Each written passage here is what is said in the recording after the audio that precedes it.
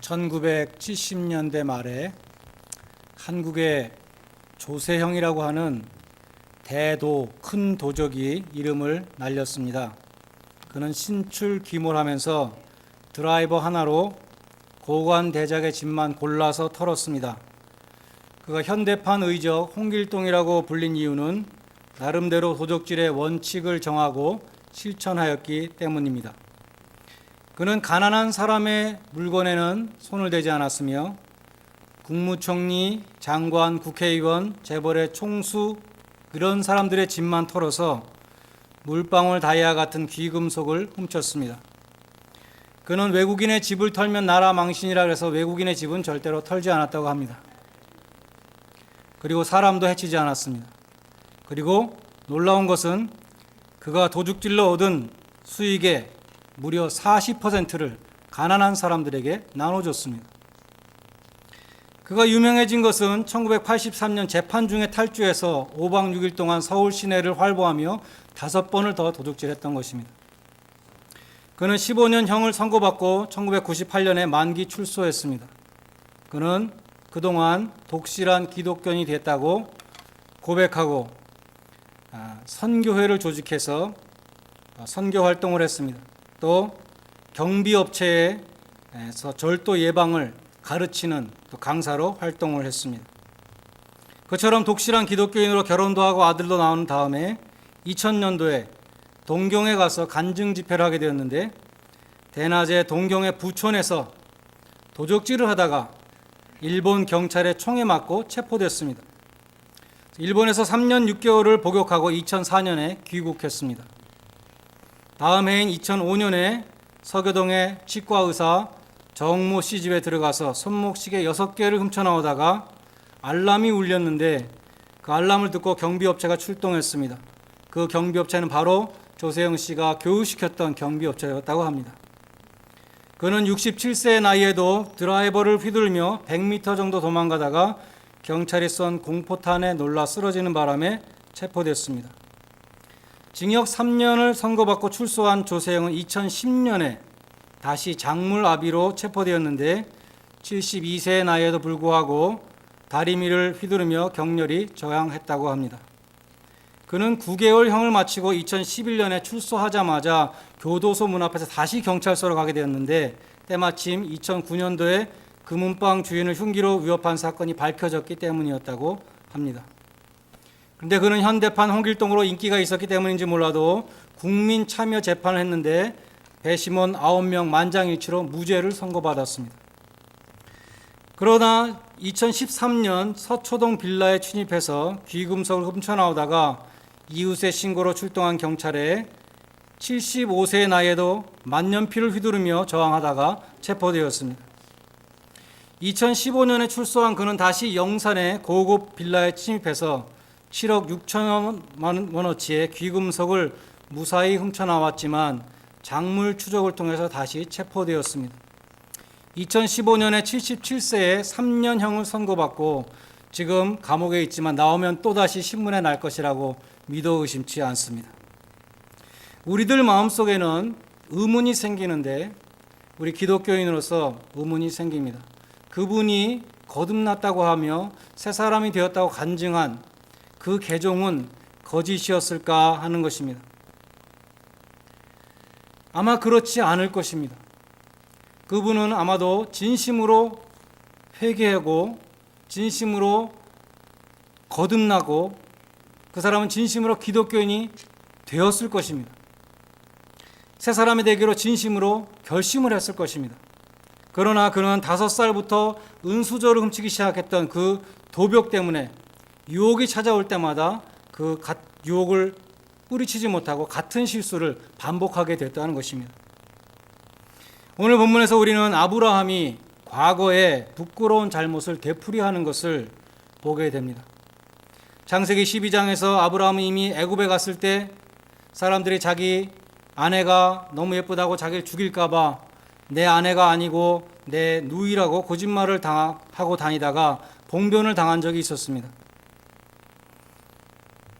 그런데 오늘 창세기 20장에 우리가 읽은 것을 보면 아브라함이 똑같은 거짓말을 되풀이하고 있습니다. 시간과 장소만 바뀌었습니다.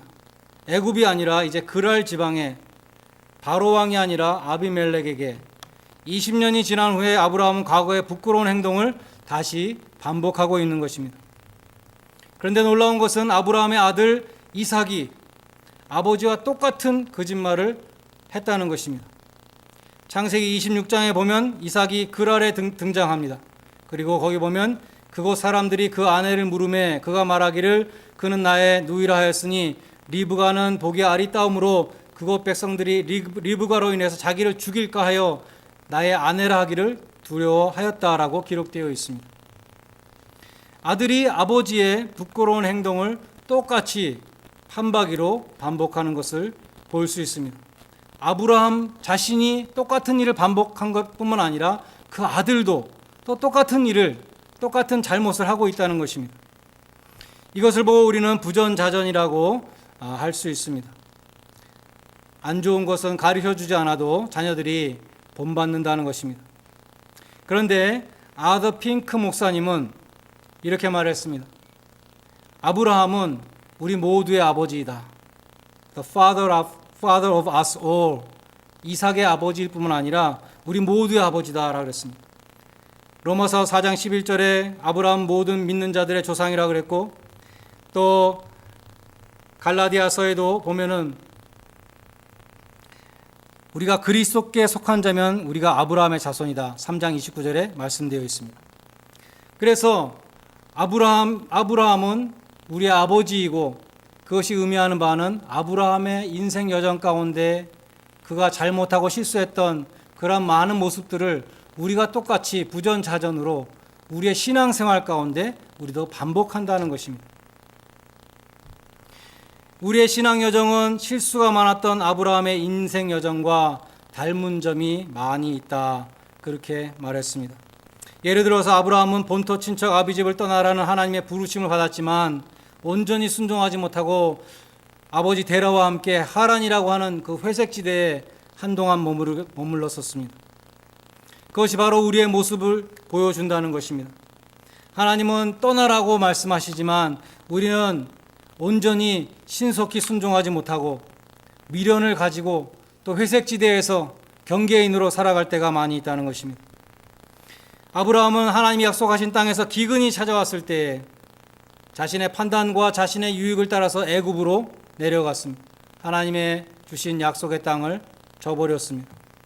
그것이 바로 우리의 모습이라는 것입니다.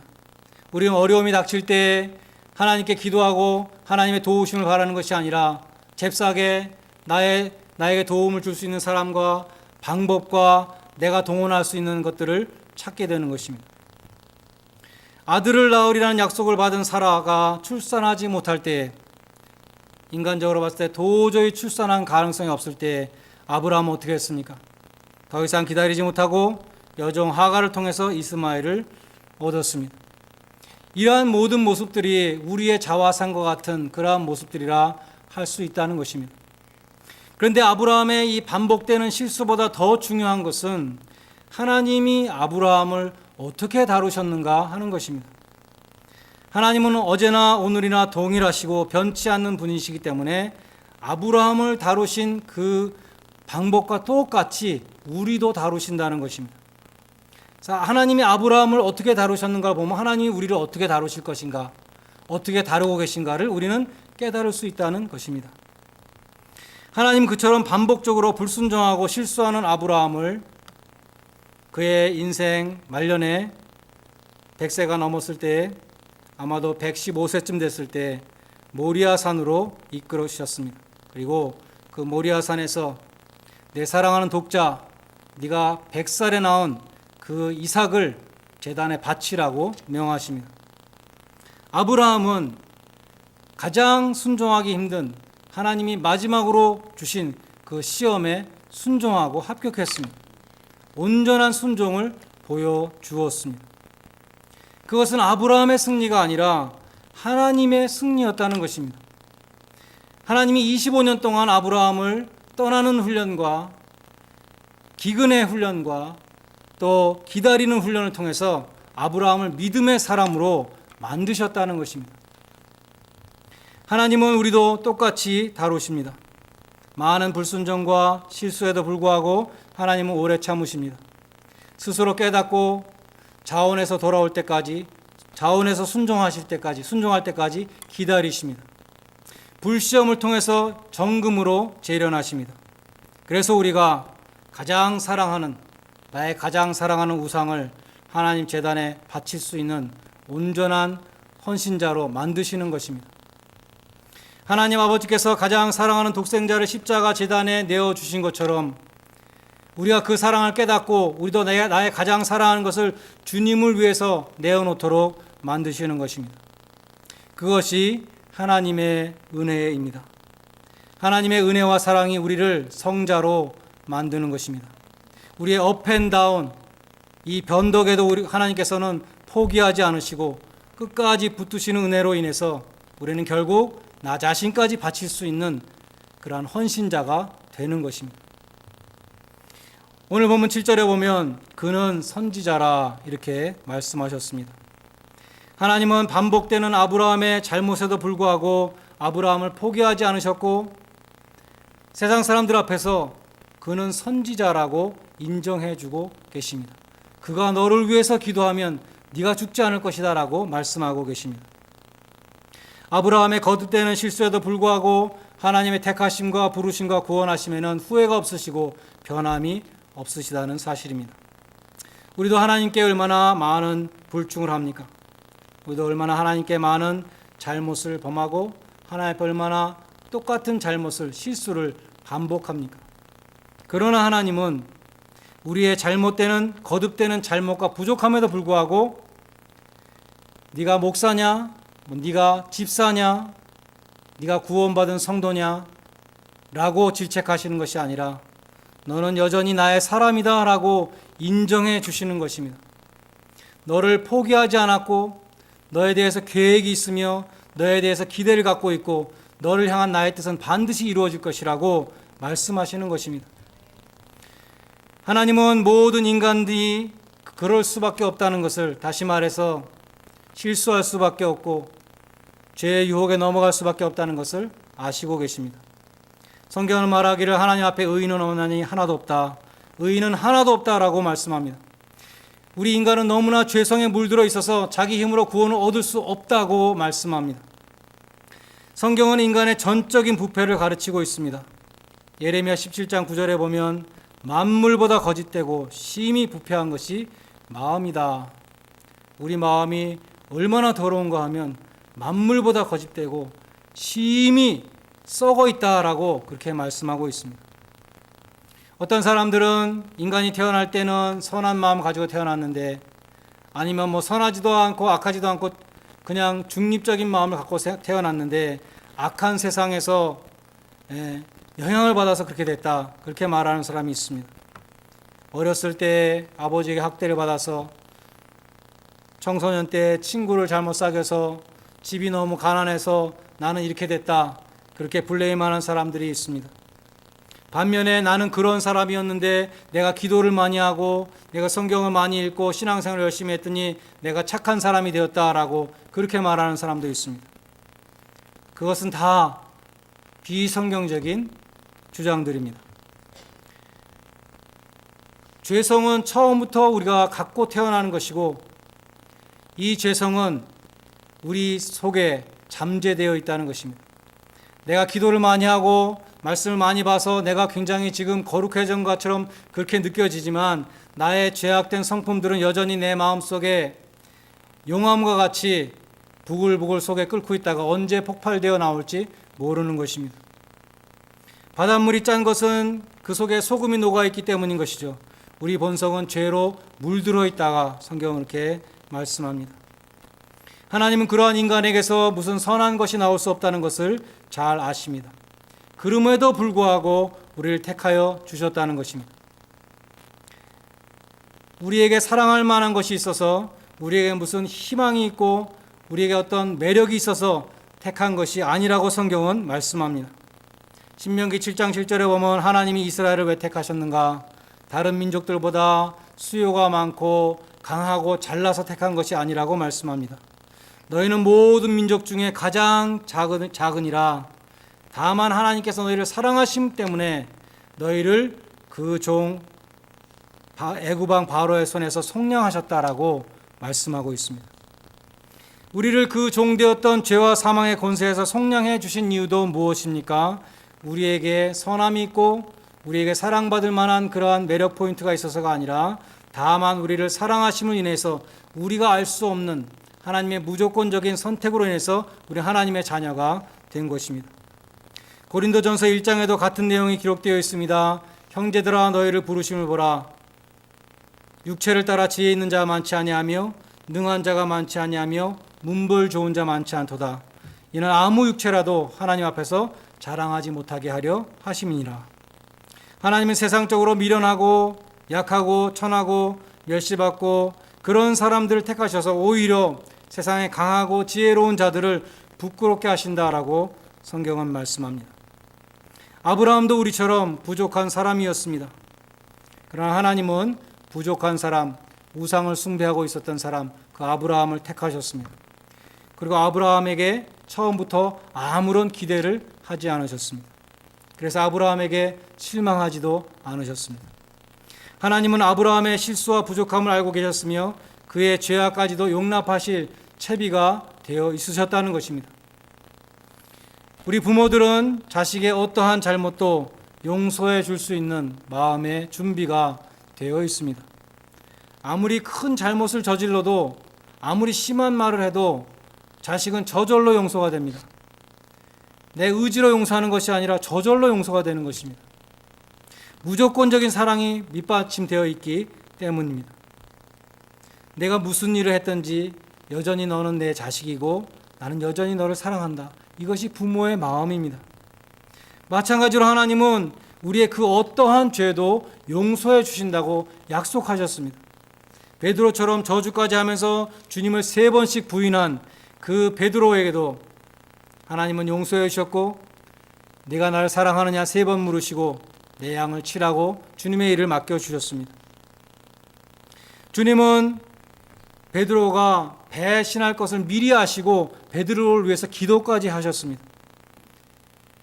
네가 돌이킨 다음에 회개한 다음에 네 형제들을 굳게 하라 사명을 주셨습니다.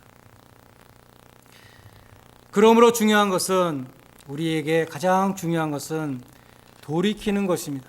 자백하고 회개하는 것입니다. 다윗은 시편 32편에서 이렇게 고백했습니다. 내가 내 허물을 여호와께 자복하리라 하고 내 죄를 아뢰고 내 죄악을 숨기지 아니하였더니 주께서 내 죄악을 사하셨나이다. 그렇기 때문에 무릇 경건한 자들은 주를 만날 그 기회를 찾아서 주께 기도하라 이렇게 노래하고 있습니다. 다윗은 어떤 사람이었습니까? 남의 아내를 빼앗기 위해서 그 남편을 지능적으로 계획적으로 자기의 충성된 부하였는데 전쟁터에서 죽인 사람이었습니다. 우리들보다 훨씬 더 죄가 많은 사람이라 할 수 있습니다. 그러나 그 많은 죄와 허물에도 불구하고 그가 하나님의 마음에 합한 자라는 그러한 평가를 받은 것은 자기의 죄를 자백하고 진심으로 회개하고 돌이켰기 때문입니다. 하나님이 정말로 어쩔 수 없는 사람은 누구입니까? 그것은 스스로 의롭다고 자처하는 사람입니다. 자신의 내면이 부패되어 있는 것을 철저히 은폐하는 바리새인 같은 사람들입니다. 예수님은 그들을 회칠한 무덤이라 불렀습니다. 겉에는 하얗게 깨끗하게 회칠을 해놨지만 그 속에는 온갖 더러운 썩은 시체가 가득하다는 그런 말씀이었습니다. 예수님은 무식한 어부와 돈 없는 과부와 혹은 거지 나사로와 함께 하셨습니다. 심지어 창기나 세리 같은 모든 사람들이 경멸하는 죄인과도 친구가 되어 주셨습니다. 그러나 예수님이 끝까지 저주하셨던 예수님의 원수였던 사람들이 있었는데 그들은 자신의 죄를 부인하고 의롭다고 자처했던 바리새인들이었습니다. 하나님은 아무리 흉악한 죄인도 자백하고 회개하면 용서해 주십니다.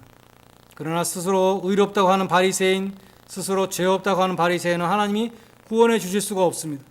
그는 용서받지 못했기 때문에 그는 구원받을 수가 없는 것입니다. 하나님은 위선을 미워하십니다.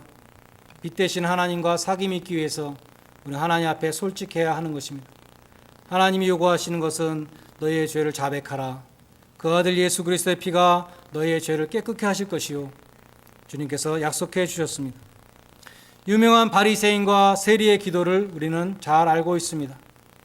바리새인과 세리는 사람들이 볼 때는 의인과 죄인으로 하늘과 땅처럼 다르게 보였을지 모르지만 하나님이 보실 때는 똑같은 죄인이었다는 것입니다.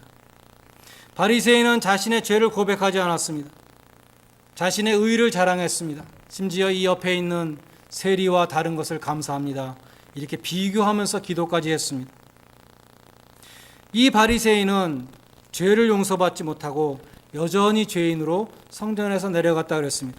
성전에 올라와서 큰 소리로 사람들이 잘 보이는 곳에서 멋있게 기도했지만 그는 죄를 용서받지 못하고 내려갔다는 것입니다.